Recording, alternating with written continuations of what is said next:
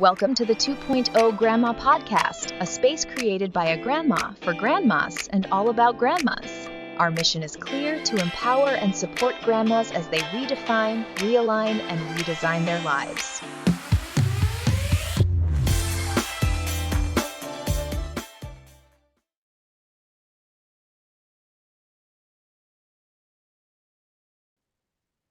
Hello, Dr. Marsha. Hello, how are you? I'm good. How are you doing today? I'm so excited to talk to you, I tell you, and you are absolutely gorgeous.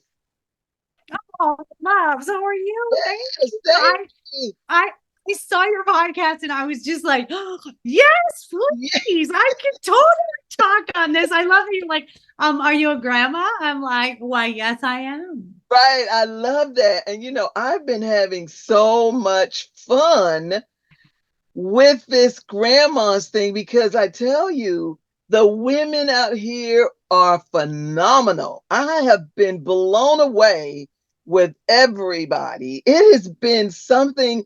I'm like, oh my God. So when I started this, I had no idea.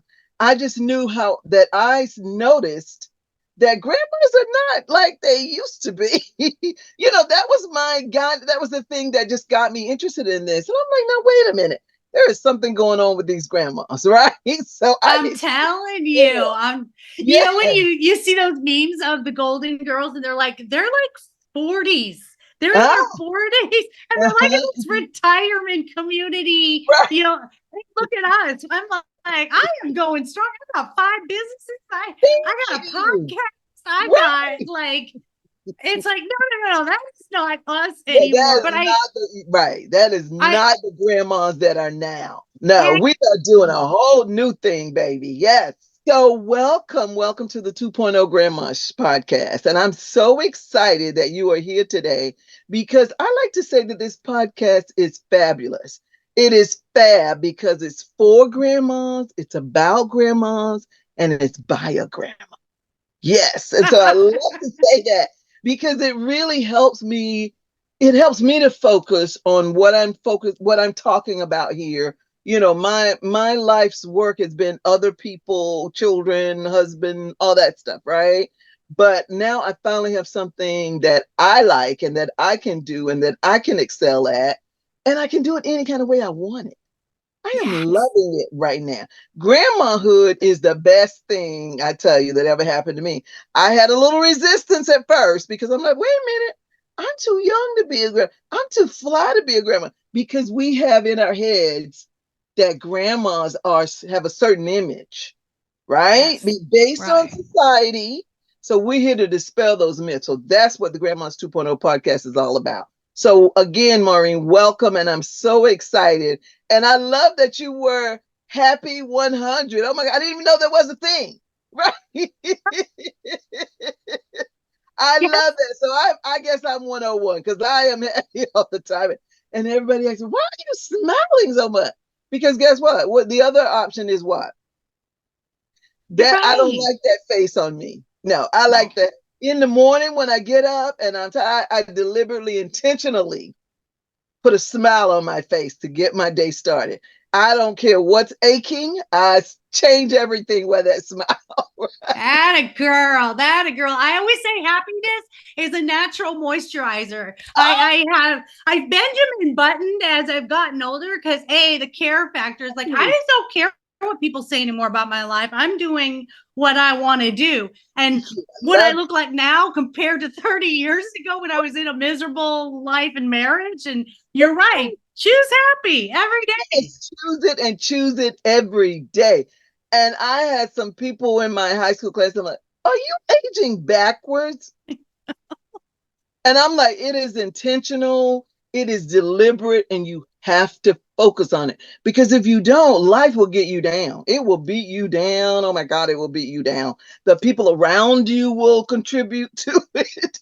Not many times it's not intentionally, but they just do it Right. because that's where they are in their life. So do not let people get you. Well, you already know this. I'm preaching to the choir. But anyway, I want to hear all about you. I want to hear how you got to that 100 happy people thing.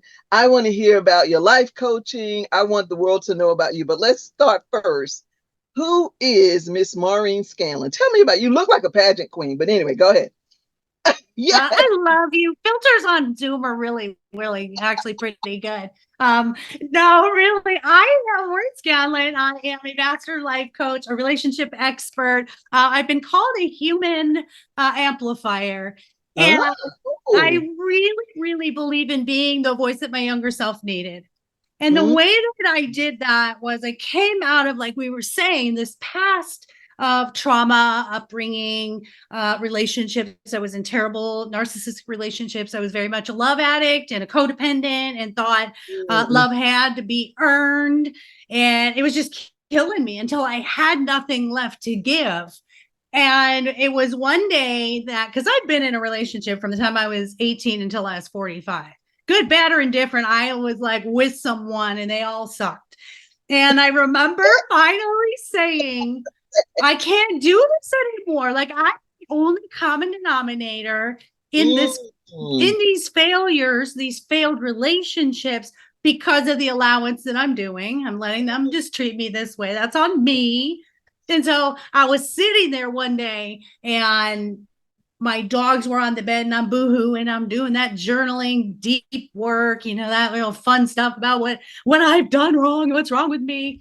And literally the dogs were just looking at me and it just gave me this light bulb aha moment where I was like, that's it. I don't love myself unconditionally the way that they love me. And Right, it right. really just changed from there. Mm, And I decided, because never in my life did I think I had a choice to mm, decide, mm, mm, mm, mm. decided from here on out, I'm going to love me first. I'm going to do for me first. I'm going to enjoy who I am. I'm going to enjoy my own company. I'm going to do things on my own and figure out who I am outside of mom and grandma and wife and all that stuff because we lose our identities. Yes, we do. Oh my God. We do. We do. We do. And this was the whole learning of the self-care, the self-love, the understanding that excuse me, Mhm. that it's not selfish to put me first. And I was never taught that. You know, we've always been Right taught don't there. be. You deserve a standing ovation. When you come to that realization, that changes your life.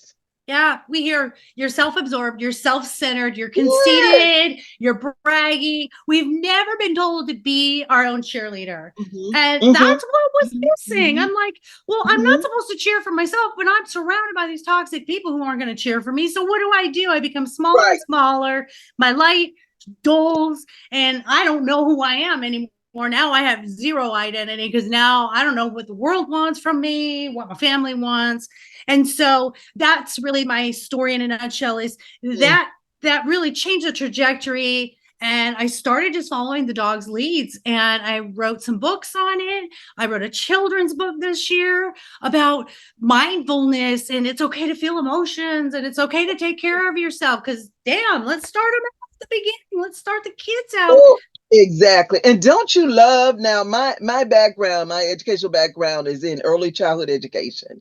So I worked Love you with for children that. and then I teach others to work with young children. I'm a professor. And I always say, and I'm so happy that finally the world understands that we need to teach this, just what you're saying, at a very early age. Teach children to be emotionally aware of who they are and what they like and what they don't like. And don't be afraid to say it. My Yeah. 2-year-old toddler grandson said the other day, I don't like that, Grandma. And I said, oh my God. I said, thank you for telling me that because I didn't know that you didn't like that. And I love it. because he looked at me because no one's probably ever said, well, thank you for telling me that you didn't like it because I didn't know you didn't like that. Right? Yes. I don't Yes. know. I don't know for sure if that was it. But just acknowledging and him being able and feeling comfortable to voice that. Because you know how old I was before I could say that. I, that's what I was thinking. I'm thinking of all the sayings we were told as a Gen Yes, Xer. I'm a nifty 50, nifty over 50, going to be 54. And I remember, just shut up and put up, or kids yes. should be seen, not heard, or Yes. suck it up, buttercup. I mean, I could go on. on Buttercup, that's another one. all those things that were inserted into us that really taught us that we're not allowed to have what we want. We're not allowed to say that's not okay. We're not allowed to say, I want this other thing and not what you're offering. Yes. That makes a difference because as a life coach, and you know, also in early childhood, what's instilled, it lasts. That's our programming, man. That is 0 to 6, those formidable years.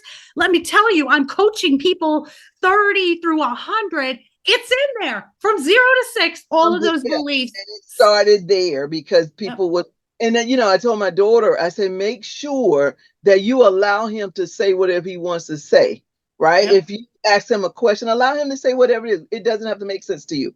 It just needs to make sense to him.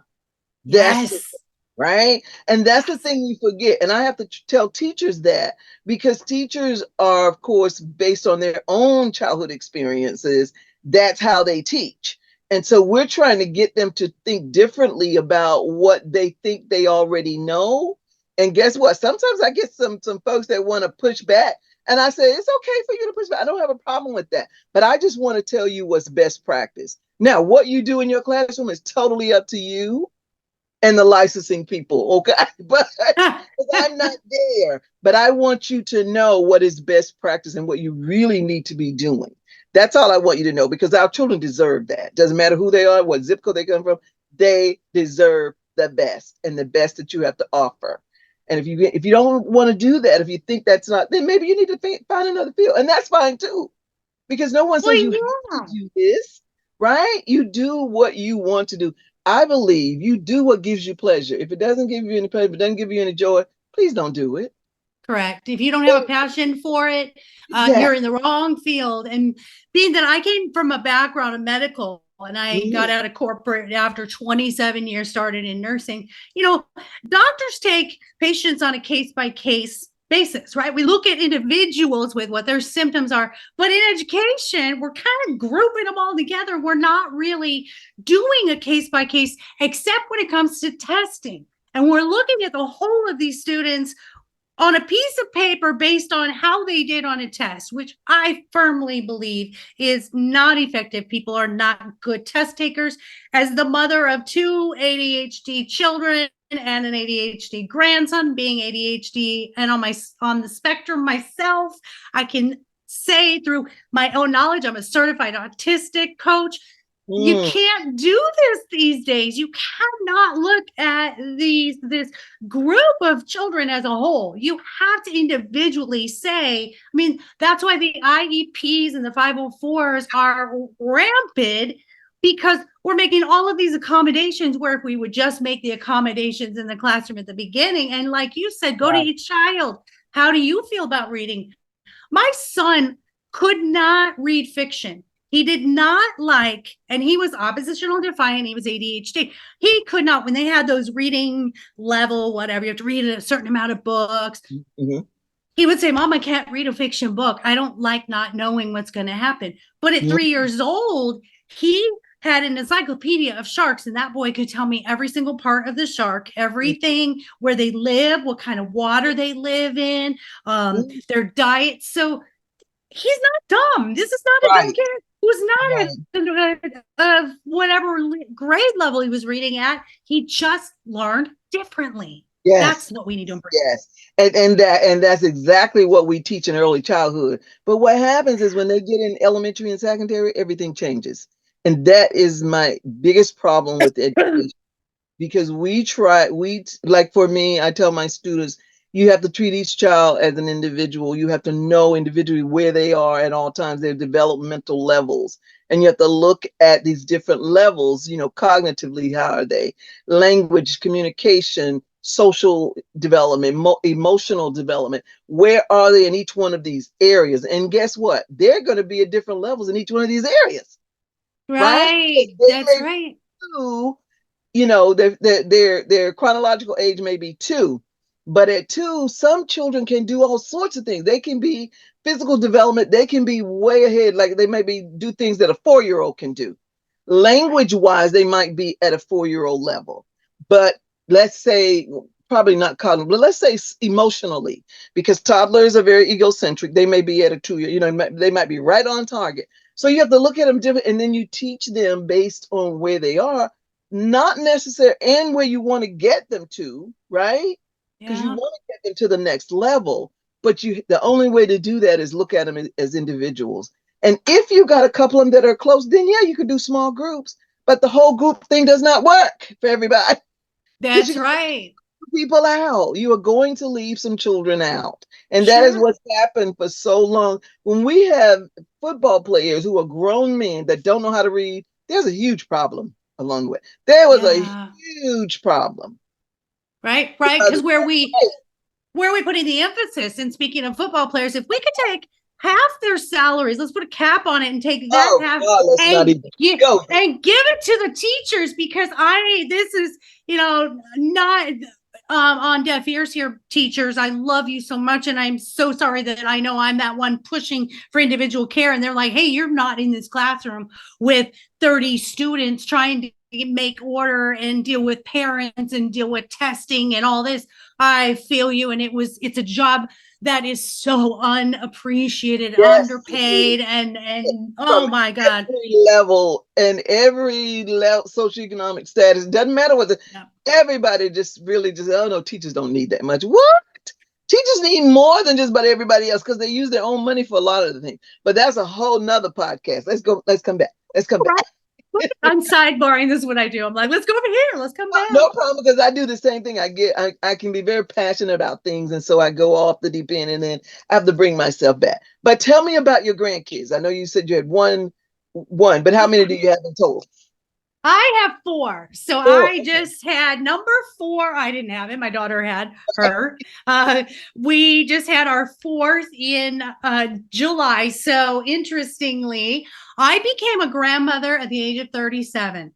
Oh, wow. Yeah. Talk about because I was one at 40 something. I can't remember, 48, maybe something like. Anyway, go ahead. So yeah.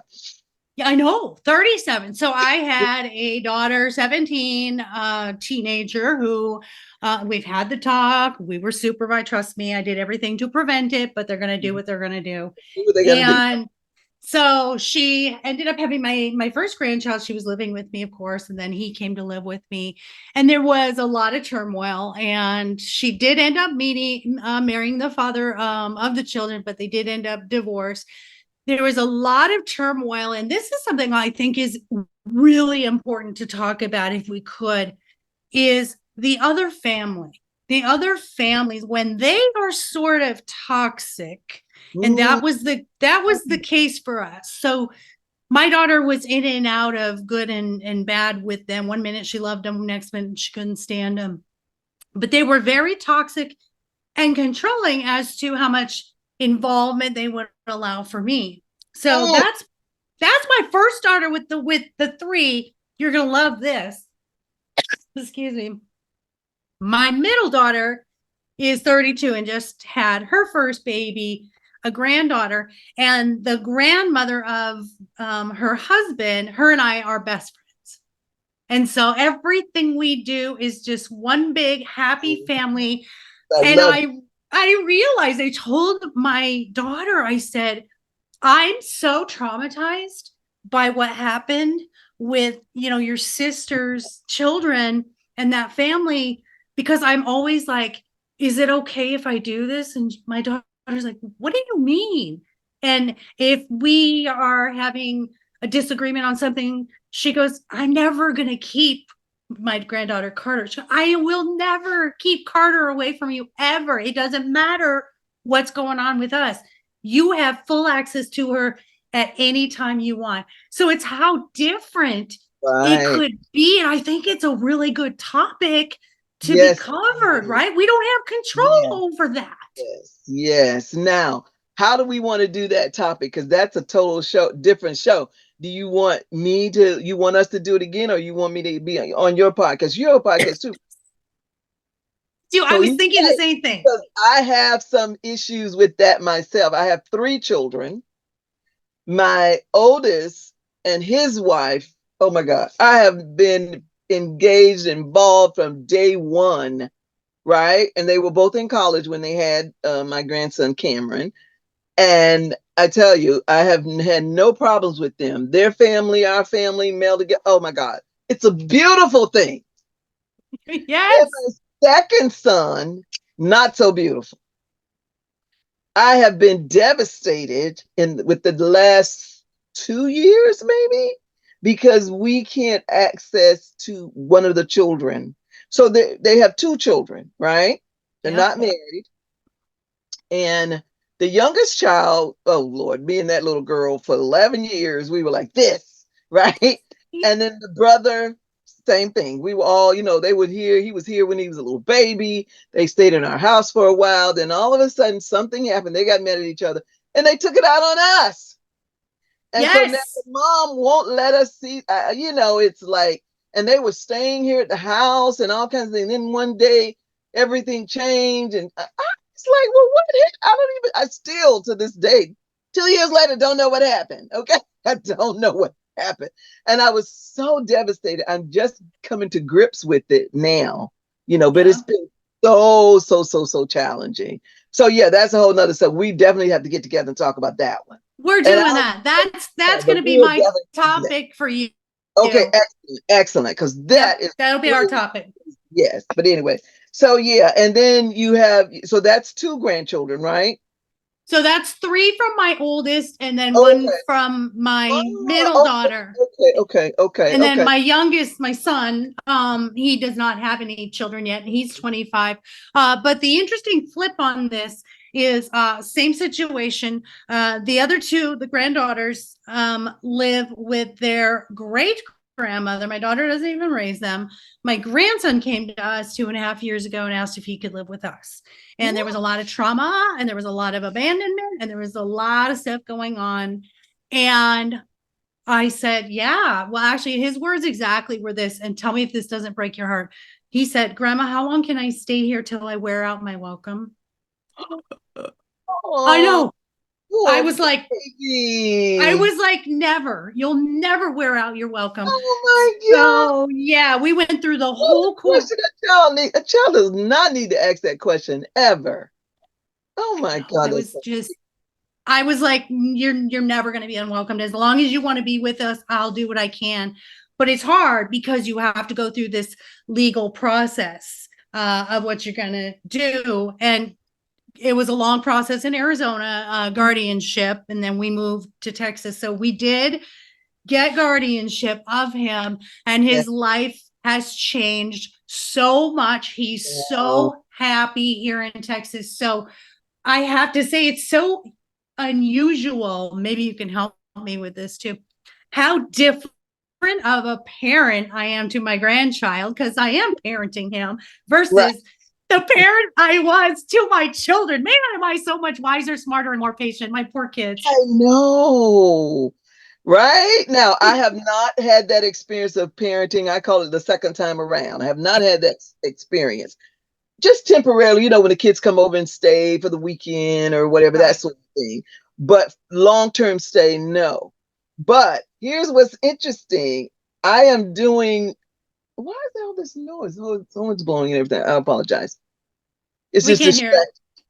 Okay. Anyway, so I'm doing this book. So my first book was about just grandmas, right? In general, grandmas, this new version of grandmas. My second book, I interviewed about 23 grandmas there all over the country, actually all over the world, because it's been a couple of different countries as well. So my third book is going to be about grandmas raising their grandkids. Please say you will allow us to interview you. Please. 1,000,000%.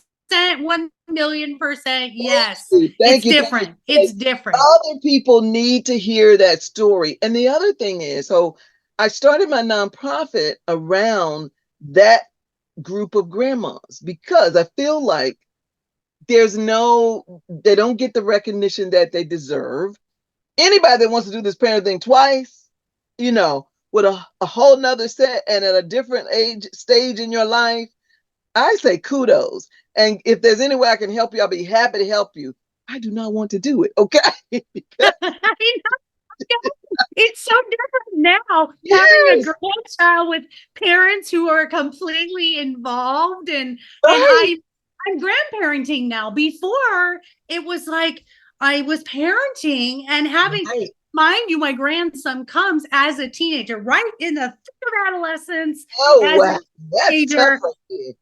But he is amazing. But I have this habit of comparing, and I've got to stop doing that. But because I'll say, well, with his Uncle Noah, I'll say, well, with Uncle Noah, and I have to stop doing that. And he'll correct me and he'll go, but I'm not him. And I'm like, ooh, you're Right. right. My bad. I'm sorry. Reprogram. I'm so sorry. Right. And he's so good at communicating. He has taught me so much. If I was this good back when I was parenting, just the patience. But I think when you're a grandparent, I've always said we should do it backwards. We should be able to retire while we're raising our children and have enough money. And then when we're empty nesters, we could go back out in the world, into the workplace, and make money, because the stress of the job Oh my and God. the finances while you're trying to raise the kids definitely takes the time and quality away. Whereas now I can see the difference as a grandparent parent. Yes. And you're juggling, you're juggling a job. For me, I was juggling a job, I was juggling school, and I was juggling single parenthood because my husband was military and he was always gone on the ship for the most part, so I would be by myself with the kids all the time. Yeah. It was really, Right. really, really, really, really tough. And so, juggling all of that and then trying to be a decent role model for them to know that, okay, you need to go, you make sure you go to school, make sure you do these things, make sure. And I had to live it in order to be able to, I felt like I had to live it in order to be able to kind of coach them to do it. Right. Yeah. And so, but that's a lot to do. It's a lot to do.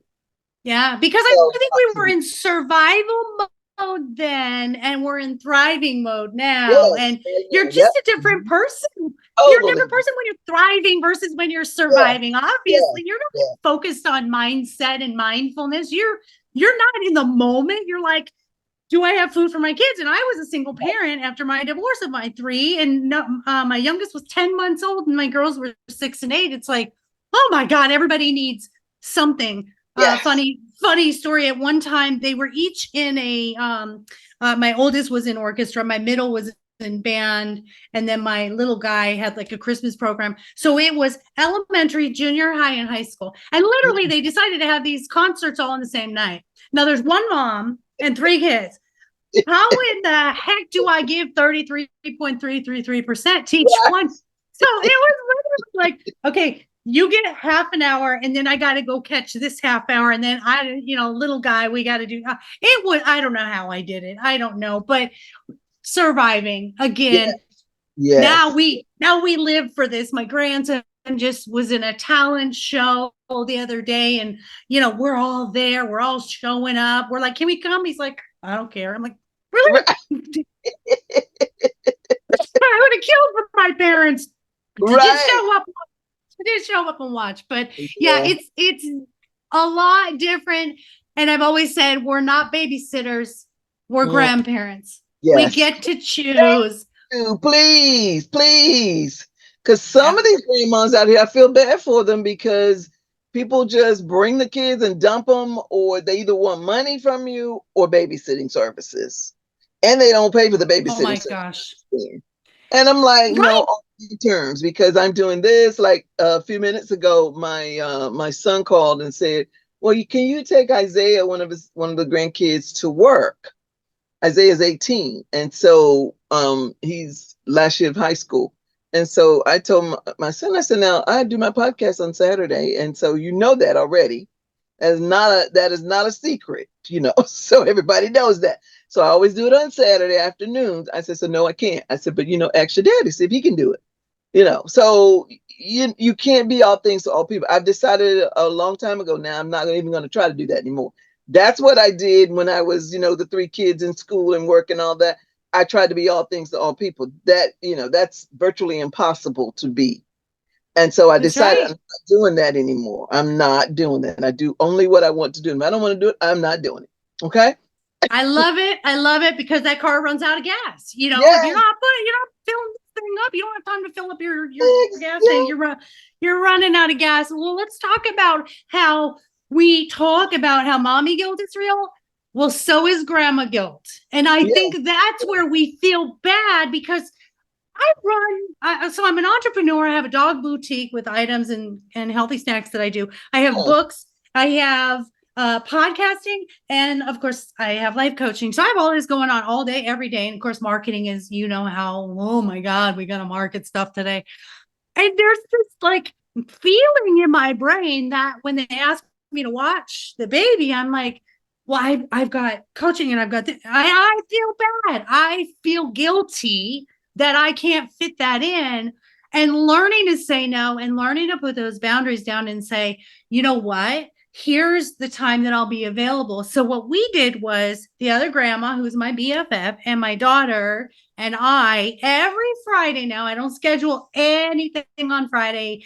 And we all get up 8 o'clock in the morning. We meet and we go do estate sales and yard sales, and we go to breakfast or lunch. And so we have this girl day thing that, and Carter's 9 months old. She's going to grow up knowing this is girls' day. So I never have to feel yes, guilty if I'm yes. really busy during the week because that's the time I'm setting aside for you. But it is hard. Grandma guilt, if they're like, well, we want to go out to dinner tomorrow night. Can you watch it? It's like, well, God, I'm exhausted. I'm more tired now. So as you know, Mm-hmm. we age, that engine light comes on. Yes, Um, the engine it's, light. you know, the energy. And I tell my kids, thank God I had you guys young, because if Right. I'm tired now at 50 something, I can't imagine these grandmas in their 70s doing this. And the other grandma is 71 and she acts like she's 50. She's got more energy than I do. And I'm like, this What is ain't she right. doing? Right. What is she I, doing? I'm on the wrong vitamins. That's all I know. Something. Yes, we need to know what she's doing because I tell you, yeah, there are times like when my grandson was here this past week, he was here for 3 days, him and his mom. And so, of course, everything that I was doing, he wanted to be a part of it, right? So he loves his mama, as he calls me. So I like to hang out with him. So I was doing some exercise. I said, okay, I got to do my stretches in the morning. Guess what? He got down on the floor and do this, grandma, do this, mama. I said, okay. I said, that's not the one that my trainer told me to do, but I guess what? I'll tell you, you're going to be my trainer today. So I'll do what you said. Right. Then he wanted to stack blocks. So we were doing that. Right. Then he wanted to roll the ball and knock them down because it's a boy. And of course, they like to build the towers and they love to crash the towers. Exactly. Love So it. doing that. And we were doing all this on the floor. And so I said, well, okay, grandma needs to get up now because she's got to do something. No, no, no, no, no, no. But the energy level that you need for these children is off the chain. And I say I have to self-talk, my beforehand. Okay, Elijah's coming, so I got to make sure my energy level's up. So I got to psych myself out, and even if I'm not feeling it, I got to psych myself out to make sure that I have the energy level that's required to hang around with him. Okay. Oh my gosh.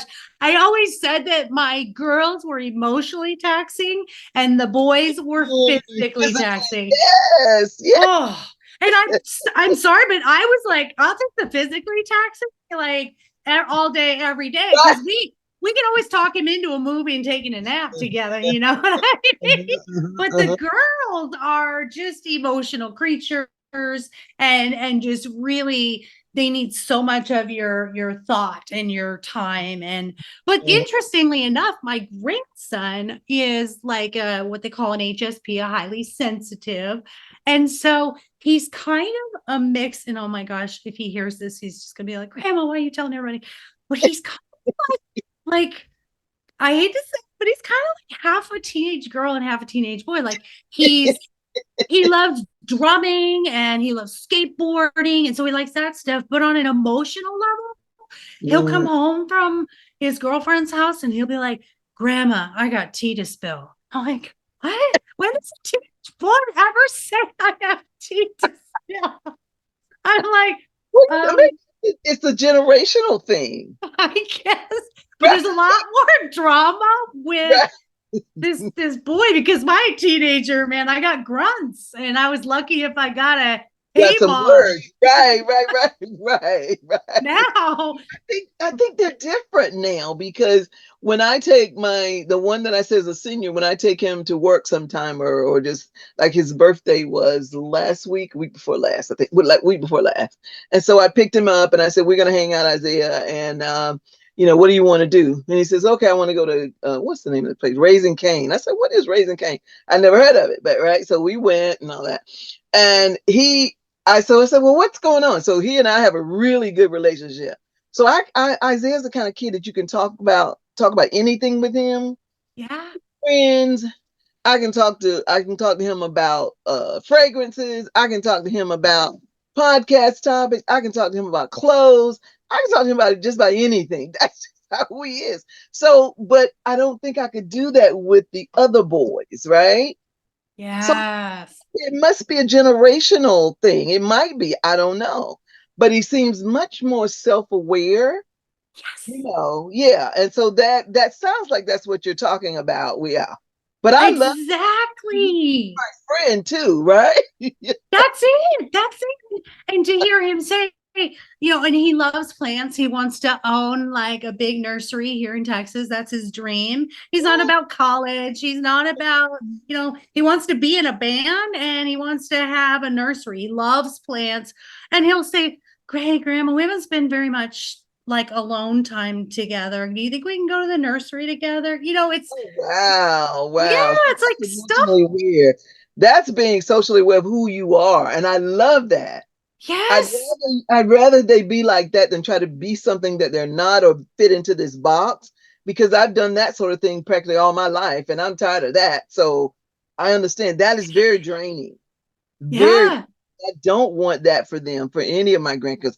Like the oldest one did not go to college. Instead, he worked. He tried college for a little while because everybody was trying to pressure him. And I said, well, everybody is not suited to go to college. Everybody doesn't want to go to college. And these days, you can make money without going to college. You really can. Yes. So, and these social media people have taught us that, you know, Yes. these Yes. bloggers and all these different people, they've taught us that you can make money without having a college education. Now, when I was growing up, that was the thing. You better go to college so you can have a decent job, so you can do this and do that, and you do all the things you want. And so, I did, but I only did it because my parents said, this is what you need to do in order to be successful. So I followed their rules and their regulation. But then they didn't go to college. And so they wanted to make sure that their kids did. So you see, every generation is different. And the things that kind of drive them to do whatever is totally different. But today's kid, they are different to me. They are very different. Different because we're different, because our parents thought they knew what was best for us, regardless Right. of what we wanted to do. Exactly. And I think we're better at saying, I don't care what you do as long as you're happy and you're self-sufficient and Yes. you don't rely on anybody else to take care of you. No entitlement. You got to work hard.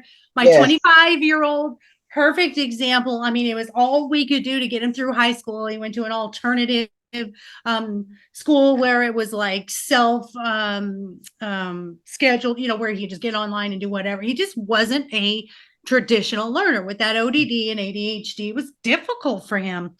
So, he said he did not want college at all. And he started a business, and he has this wonderful business back in Arizona. And he went to a networking event. He called us yesterday, not bragging, just so proud of himself. He goes, I don't want to brag. And we're like, please, we're your cheer team here. Tell us. He said, Mom, I went to a networking event, because he is like, he could sell ice to an Eskimo, and I'm not salesy. So I love that. He says, there were 140 people there, and everybody was older than me, Mom. And they called me out and said, if you want to know how to do social media marketing, look at this guy.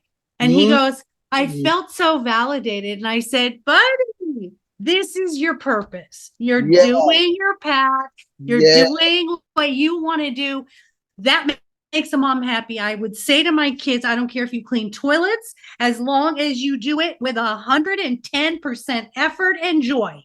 Yes, Otherwise, don't yes, clean toilets. exactly. That's exactly right. Picking what you want to do with your life because it's your life. It's nobody else's. It belongs to you. Right? And so you Yeah. get to choose your path. And I wish my parents would have let me do that, but they again they weren't college educated, so they wanted to make sure. And I was the oldest in my family, so they wanted to make sure that their child went to college. And they had me as teenagers, so it's a totally different mindset, right? And Yeah. so they like, oh no, she's gonna do this, she's gonna do that. So they put all their eggs in one basket for me, right? And there was five other people after me, in which they didn't even think about that when so but they really they really stayed on me and had me do. And so now I'm the only one of all of those six that is went to college. Well, no, a couple of them went to college, but the only one finished with a degree. Only one got a doctorate degree. So I'm like my mom's pride and joy, because she like, yeah, this is my daughter. This is Dr. McClay. She loves to say that. Matter of fact, she loves to say it more than I do, right?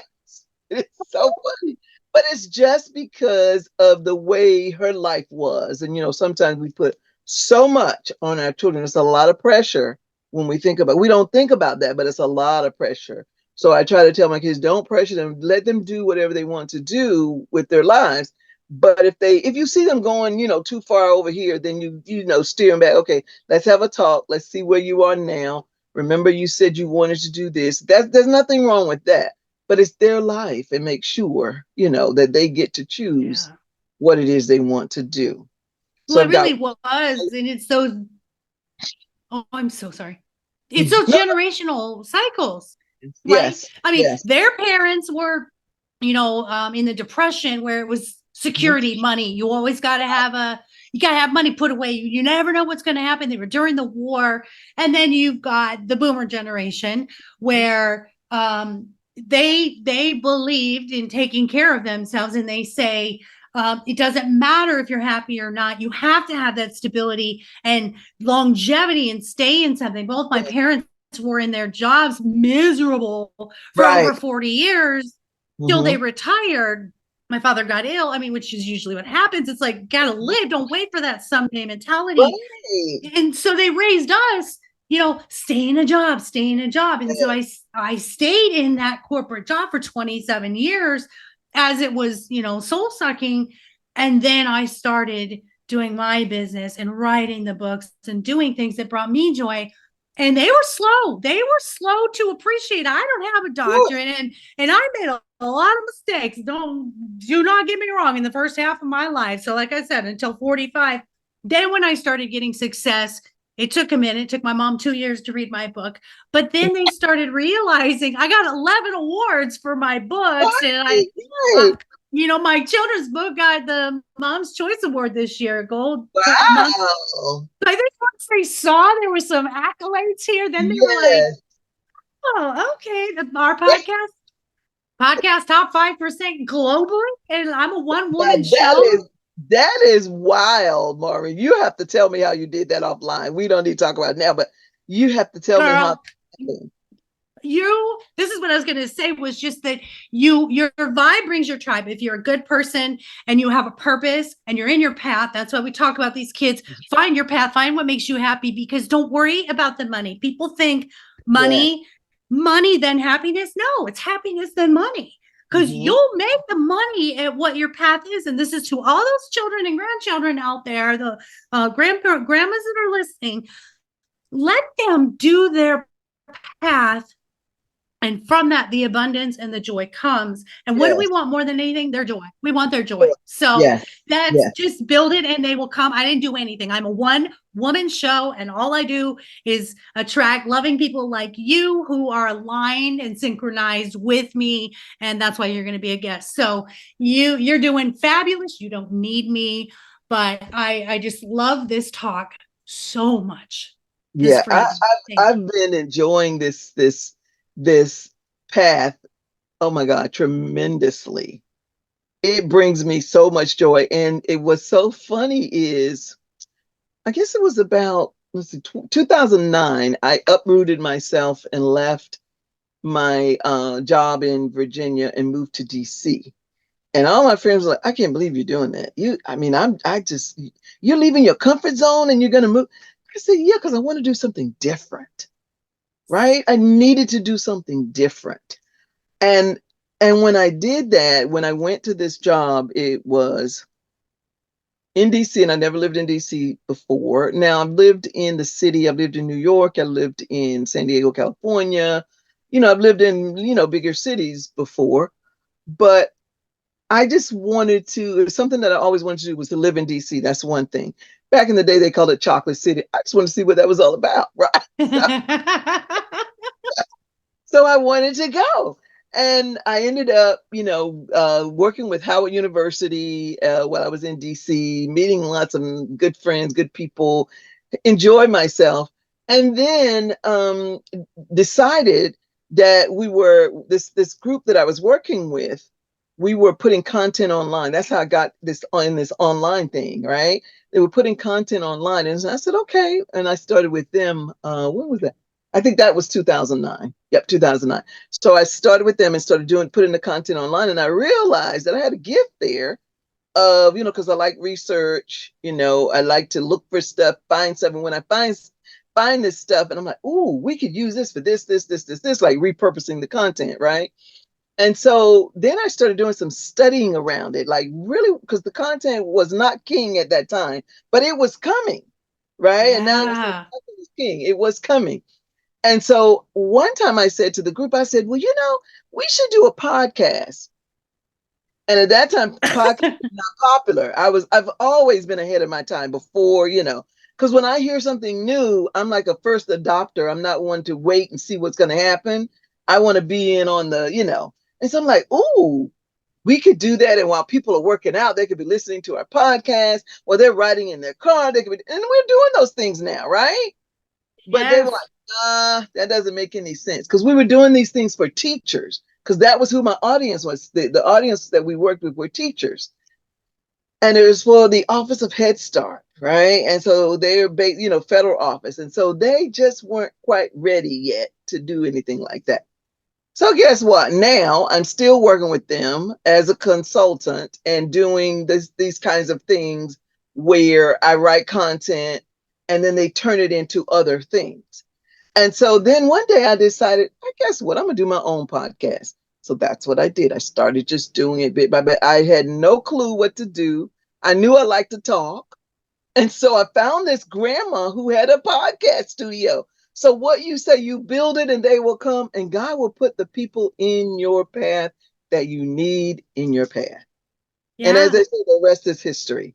And out of the blue, a friend introduced me to her because I wanted to do, I'm trying to remember what it was. Oh, we wanted to do a fashion show. So I wanted to do a fashion show where all the models were grandmas.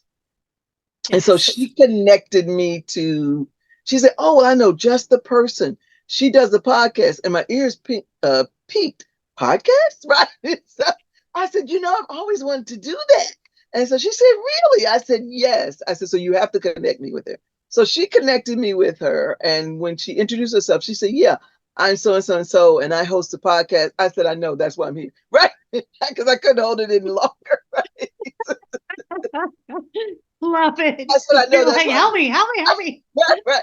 I said, I need to know what to do. She said, you want to learn? I said, yes. I said, I've always wanted to do that. I said, been trying to get people to do it for years. Nobody wants to do it. Nobody understands. I said, but I want to learn. She said, well, we teach a class on how. I said, oh my God. And so I was so excited. So immediately, I think I met her maybe, I can't remember when it was, maybe December, January. I did my first podcast in February 2023. I love it. Love it. Now it's been a year and a couple of months, and I am loving it. And so for the first season, I think I did 23. I'm in my second season now.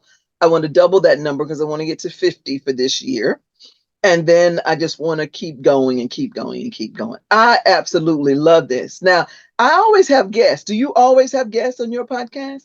I always have guests because it's, mine's called I Never Knew, but my dog did because I want to know I what you love that. didn't know. And it's about resilience. And I mean, we cover everything I mean, we're talking from, sex trafficking to, being falsely accused, for prison, to we had an ex-narcissist. I did the same thing. I wanted to start the podcast, and the technology scared me. So I let that resistance sit there for a minute. I'm like, I don't know how to do the technology. I had to give up my BlackBerry, and it almost broke my heart. I'm like, how am I going to do a podcast? So I literally was like, I have this idea in this mindset of always, if it doesn't feel good, I'm not going to do it. And I did that when I was writing my books. If I didn't feel like writing, because people say I have writer's block, and I'm like, never had writer's block, because I would never write when I wasn't feeling good about writing. So when it came to the podcast, I said the same thing. I said, until I'm comfortable, and I love to be creative and do arts. And I was making these little mini houses one day, and I heard it in my ear. I heard it clear as day. Start the podcast. And I'm like, really? So sometimes God rocks the boat, and sometimes he flips it over. And that was the day.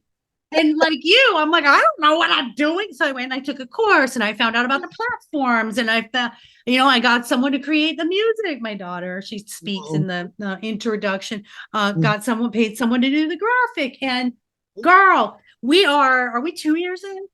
Oh, wow. I think we're 2 or 3. It was after COVID. So I want to say, okay. I think it was 21. We started, or 22, and I have 141 episodes. Wow. Yes, ma'am. And then I'm exploring different things. So for Mother's Day, you're going to love it. I did a panel of moms of each age of children. Uh-huh. And it's so cute, because I've got my daughter as the new mom. Then we've got a preschool mom. We've got a school age. We've got a junior high. We've got a high school. We've got a college. We've got now me, grandma, kid, and grown kid. I love that. I was just thinking today what I was going to do for Mother's Day, because, that's Mother's Day, not necessarily Grandmother's Day. But I said we can do something with grandmothers. I haven't figured it out yet what I was going to do, but I do the National Gorgeous Grandmas event, where we call it Glam Gram, and we kind of crown 4 women who are whatever, and we come up with the categories. And this year I'm working with this modeling troupe to do a fashion show. We do it face to face. And I've been doing most of these things, online, Zooming because of COVID. But then since COVID in the last couple of years, people want to come outside now. They're ready to come back outside. So we're doing that. And then I've been doing book signings, and we've been doing them with the grandmas that are featured in the book. So when you and I get together and do your interview, then you and I are going to get together physically, and we're going to do some book signings. So I want to collaborate with you. Yes, let's do something. Everything. Let's do something. Yeah, because this is it. Me too. All right. Me too. It has been my pleasure, Maureen. Oh my God. It has been such a delight to meet you. I know. I swear, you're my soul sister. I feel like this is the beauty of this. And I say this to all of my guests. There's no way that Dr. Marsha and Maureen would have ever spoken, cross paths, known one another, seen each other, get each other without technology, which is why I'm no longer afraid of technology. And I embrace it and love it, because look what we would be missing. Embrace it. It's not going anywhere, so you might as well get to know it, okay? There's so many benefits, many benefits. Yes, I will see you soon. All right, honey. I had a blast. Love you. Bye. Bye. We'll be in contact. Go. Yes.